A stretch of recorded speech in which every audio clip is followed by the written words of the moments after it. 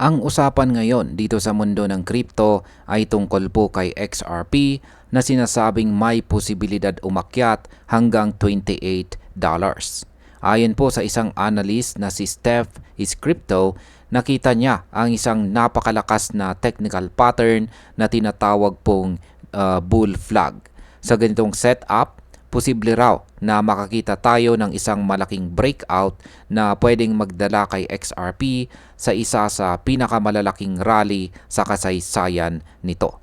Kaya ayan po ang siyang ating pag-uusapan sa video na ito, pero bago po tayo magpatuloy ay pakibasa na lamang po muna ang disclaimer dito po sa ibaba ng ating screen. Yan, ano nga bang ibig sabihin ng bull flag na nakita rito kay XRP? Ayan, check po muna natin yung pinost dito ni Steph is Crypto para makita natin yung itsura ng tinatawag pong bull flag pattern dito. Kaya, ayan, yan po ang bull flag pattern. Meron po siyang nabuo po yung pattern na ito dahil sa mabilisang pag-akyat ng presyo tapos nag-consolidate po siya. Ayan, yung kanyang mabilis na pag-angat ay yan po yung bumubuo sa kanyang pole o yung kanyang poste, tapos yung kanyang flag o yung kanyang watawat ay nabuo naman dahil sa kanyang pagko-consolidate. Ayan. At ngayon, ang importante po dito ay kapag nakalabas na ang presyo sa itaas ng flag, madalas ay nagpapatuloy po ang trend ng matinding pagtaas. O yan po yung tinatawag na breakout. Sa kaso po ni XRP dito ay makikita na siya ay nakabuo ng malinaw na flagpole mula po sa biglaang pagtaas noong early 2025. Pagkatapos po nito, siya ay nag-consolidate mula early hanggang mid ng taong 2025. Ngayon ay makikita na ang breakout, yan, makikita na po ang breakout dahil ang presyo niya ay umabot at sinusubukan po niya. Ayan, or nagtitest po siya sa resistance na $3 to $3.30. Ayan. Sa market impact, ang paglabas po ni XRP mula sa consolidation ay senyales na handa po siyang magpatuloy sa mas mataas na price level. Ito ay nagiging trigger para sa mas maraming traders na pumasok at pwede po itong magbunga ng mas mabilis na rally. Ngayon ay paano ang kasalukuyang price action at momentum naman ng XRP? Sa nakaraang 6 na linggo, ayan, ay si XRP ay nasa price range na $3. Umabot po siya sa $3.60 bago po siya bumalik sa $2.90. Kung saan po siya kasalukuyang naglalaro or nagtitrade ngayon. Ang volume ng trading ay biglang lumakas kasabay po ng breakout na ito. Ibig sabihin may totoong liquidity na pumapasok at hindi lamang gawa-gawa na galaw ng presyo. Para sa mga market watchers, ito ay malaking kumpirmasyon na marami pong buyers ang pumapasok para protektahan ang breakout zone. Ibig sabihin mas lumalakas po ang tsansa na magtutuloy-tuloy ang rally. Kaya sa market impact, kung magpapatuloy po ang mataas na volume, mas magiging solid ang breakout at lalong tataas po ang posibilidad na maabot na XRP ang mas mataas na presyo gaya ng $5 hanggang $7 sa midterm. Ngayon ay ano po ang kahalagahan ng $3 to 3.33 price levels? Ayan, sinabi po ng mga analyst na ang $3 to $3.33 ay critical pivot zone para kay XRP.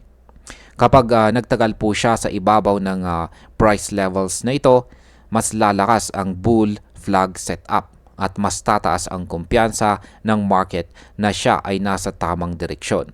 Pero kung hindi po siya manatili sa price level na ito, may posibilidad po na bumalik siya sa mas mababang support gaya po ng $2.80 or $2.20.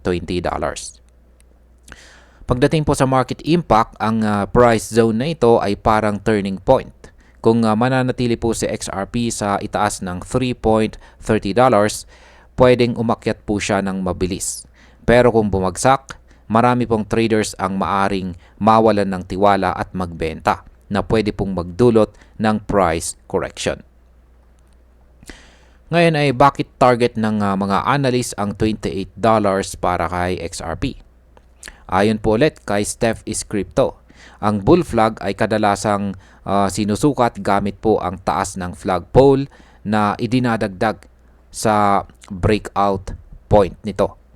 Sa ganitong paraan, lumalabas po ang target price na mas mataas sa kasalukuyang presyo. Pero ayon po sa kanyang analysis, higit pa rito ang posibleng mangyari. Kapag nagsanib po ang tatlong bagay, yan po ang institutional inflows, lakas ng kabuuang crypto market at macro adoption trends, may posibilidad na pumasok po sa XRP sa isang parabolic phase. Dito na pumapasok ang posibilidad ng $20 hanggang $30 na price range at kabilang po dito ang ambitious target na $28. Pagdating po sa market impact, ang ganitong projection ay nagiging inspirasyon sa maraming mga traders at saka investors. Kapag nagsimulang lumabas ang malaking institutional money, mas lalakas po ang demand at maaring magtulak kay XRP pataas ng mabilis. Ngayon ay ano po ang mga susunod na price levels na dapat po nating bantayan? Kung mapapanatili po ni XRP ang kanyang closest sa itaas ng $3.30, possible raw niyang maabot ang $5 hanggang $7 sa medium term. At kung magpatuloy po ang momentum, maaari nang buksan ang pintuan para sa double-digit prices.